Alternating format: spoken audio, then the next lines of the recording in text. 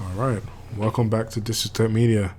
For today, for you guys, I've just got a video on Doom Eternal. Just bringing my personal preference to the video. Hope you like. Let's get straight into it. Alright, let's get straight into it. So, as you can see here, we have a gameplay of the, well, this is like one of the first start of the game. But the three key points that I'm going to be pointing out to you guys, it will be the gameplay, good and bad, and then the final thoughts, just giving a bit of gist of obviously from what I experienced. Now I know they got loads of reviews out there, things have already been reviewed about this game, but I'm just trying to give it like a little bit of a twist in terms of obviously for what the future holds for this game, for this genre, because I mean it's quite a big massive game. I mean, I hope I could see a few more titles in the future, like not just like having like free, like maybe like a prequel or all that kind of stuff there, or like you could have like different characters and stuff like that. Other than the Doomslayer, it could be a female. We can try to see that type of the type of different build up about this type of game. Now, this type of shooter is like very dynamic. I mean, what can I say? I will explain a bit more when it comes to the gameplay.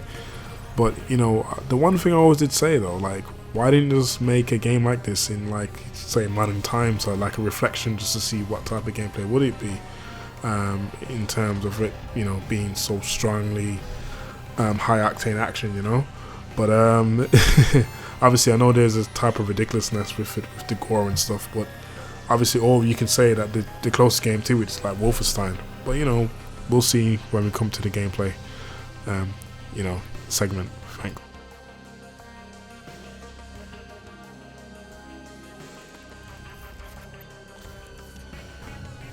Gameplay. So what could I say about it?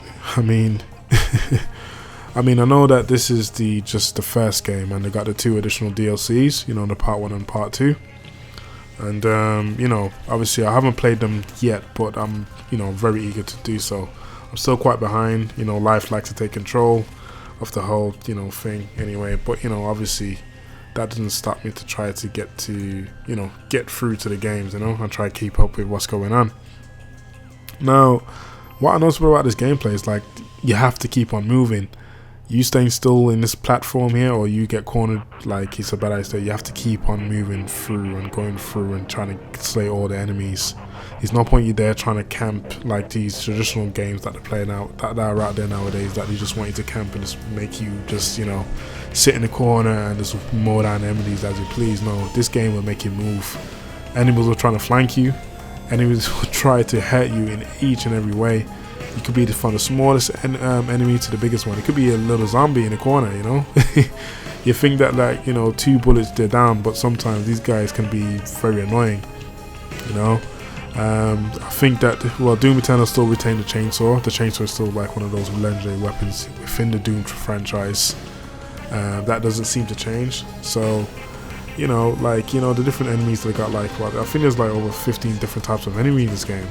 You got the zombies, the imps, the possessed soldiers, the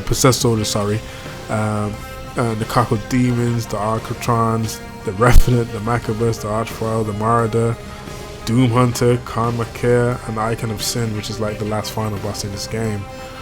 Sorry about the spoiler alert, but obviously I'm just very fascinated how well this game has been made.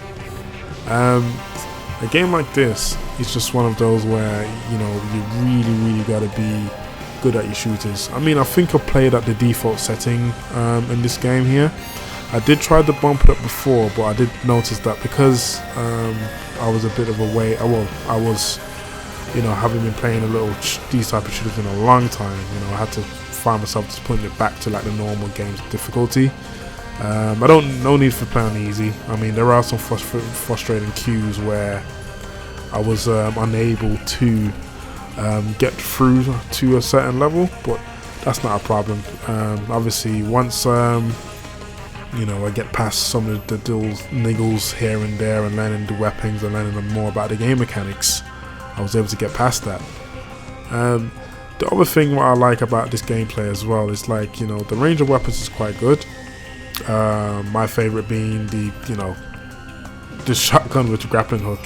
You can't deny that's one of the most like quirkiest gun I've ever seen in shooting games with myself, and well, in terms of alternate fire, in some sense, and like how these creators put that inside the game. I mean, shout out to them because they did a very good job, and they was able to put that in and make it all fun as well. So you're not like to put it in the game to think that, oh yeah, here's a shotgun with a grappling hook on him. No, to put it in there to make sure it actually is fun, and that's what I like. The plasma rifles is all good and everything, so you do get cornered a few times and you might need to clear out a few enemies. The rocket launcher is quite dope as well. Just be careful because I've killed myself a few times using that rocket launcher many a times, because obviously because I've used it in like a small area, so be careful of the corridors you're in while using a shotgun. The game going forward, yeah, there can be some annoying parts. Sometimes you switched out to one gun. Sometimes you have to keep aware of which gun you're playing with.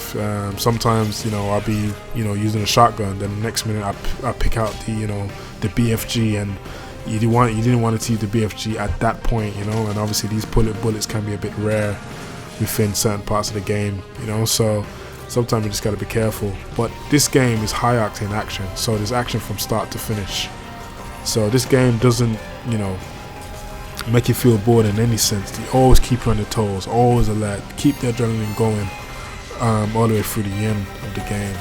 Never ever stop. And this game, Doom itself, it's quite an impressive game. I mean, this is why I wanted to create a video on it, because I think that this game shows or set an example of how a shooter is supposed to be. And of course, the Doom franchise itself is the grandfather of all shooters anyway. I mean, they really did a good job in reviving the franchise and bringing it forward in in modern era in 2020 or 2021. Well, since the game released in 2020, like the last year. So as you can say, with the gameplay, it's a top-notch gameplay. I mean, I'll never, I would want to play it again. I wish I could, because I did play Doom 2016, and I do remember that the game was being set mostly on Mars. With the characters with Samuel Hayden's, and as well as Vega as well, the computer AI. I think that those two characters itself, talking to you and trying to, build some sort of kind of relationship with the Doomslayer, it's quite very interesting. And but the one thing I can say is that it does work together. The game does really works. That's the one thing that these developers have made sure that this is done for this game. So yeah.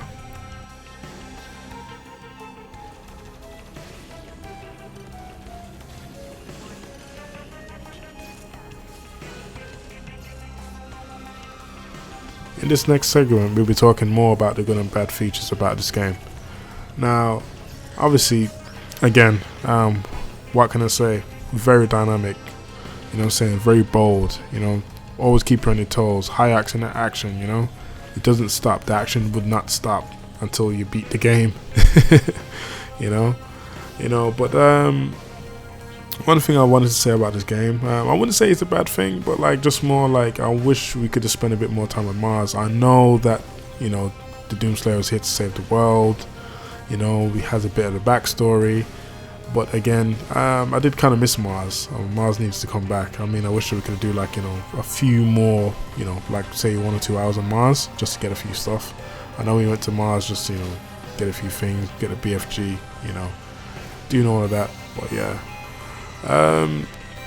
one of the bad things I hate about this game, which I really, really hate, I think you fans of the game would agree with me with this, is the jumping sequence. Now, I'm not trying to say that I can't play the game or it's me as the game, but sometimes the jump can be mistimed, and I know it's all about timing. You got to time it quite right. If you don't time it right, then how else are you gonna get it? How are you gonna get it correct? So yeah, I get that, but sometimes when you do jump on it, you click on the R3 and make sure you glue on and they magnetize on the wall. it still doesn't work. You just fall straight down to the bottom. You lose your life or your power-ups or whatever. You even lose some of your extra life as well. I mean, who wants to lose their extra life at jumping onto a wall, you know? It's not really a thing that, you know, that we should do. And the next thing you can probably see here is that when you're doing, like, you know, the special takedowns, sometimes you got to be right in front of the enemy, or sometimes, like, you're right in front of the enemy, but he doesn't execute properly. Sometimes you end up using one of your special moves as well. So with the special takedowns, you know, you just got to make sure that, you know, you're right in front of the enemy, right in front, and they're staggered enough long time as well, so you can get the right shots. You know, it's one of those things where, like, you know, I mean, it can just be one of those little niggles, you know. Something, you know, it doesn't happen with all enemies. I think it mainly happens with the bigger ones, because obviously they're so big. So I think that, like, you have to be faced straight forward in front of them, compared to the smaller ones, where, like, obviously they're a bit smaller, so the window to try to do your special takedowns are not that, you know, as a problem in that kind of sense. And then, you know, more the next thing as well, say, I wish the Doomslayer could speak, but I know with this type of game, probably that's not really a thing to have. Maybe because, like, obviously he doesn't really need to. I think he didn't let all the action do all the talking. You know, why does he need to speak, you know? So I do get that. But, you know, hey, why not? You could probably say one or two words, you know. But, you know, hey, that's just my preference anyway. The developers probably know what the fans want more than what I would want. And then one of the next thing would be is maybe like a more few NPCs, a little bit more human interaction, I'd say. Reason that is because you're trying to understand if, like, is everybody died in, like, Earth, or are they alive, or are they hiding? You know, I know that the Doomslayer went to Mars. He saw some of the scientists trying to save, you know, the base and all that stuff there. The base is on high alert.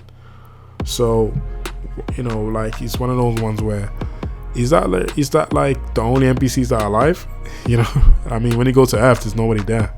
So I wish that we could see a few more NPCs. I know you do see one of the guys, one of the fighters there, and, you know, he had a chat with the Doomslayer, and you can tell that he was all beat up and had enough.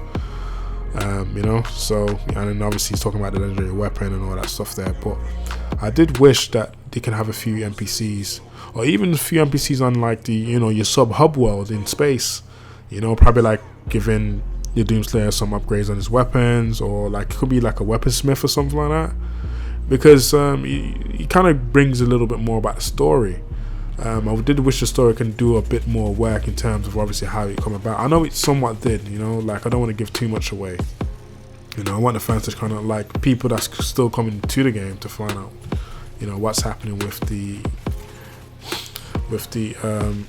the story itself. So I want them to find out. But that's just one of my biggest things about it, because I am a single player story driven person. I'm not really much into multiplayer. I will be bringing multiplayer going forward as best as I can when I do get my chance to get my hands on an Xbox Series X or like a PS5. Obviously both consoles are hard to reach, so, you know, and plus I want to play the proper retail price and not be overpaying for the console itself. But going forward, you know, this game here, yes, I mean, I love it. I love this game. There's not really much bad I would say on it. Just this game just keep on going, and I really had so much fun with this game. You know, I hope developers do take, you know, a good insight on this and try to, like, in the future build on top of it, because that's what I like to do. I like to see progress. I like companies that do build on what they've done successfully and quite well. I don't want the hard work to, you know, of the guys or the developers to be wasted, where they release 2 new games, then when you come to the third one, it's just been rushed or it's been whatever. I'm happily waiting for, you know, I would happily wait for another 3-5 years for another installment of this game to come out, especially after when I do play the DLC. So yeah, of course, see how it goes.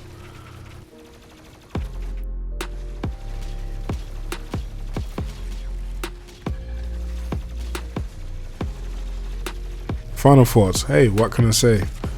such a good game, very dynamic. ID Software, Bethesda, they've done a good job.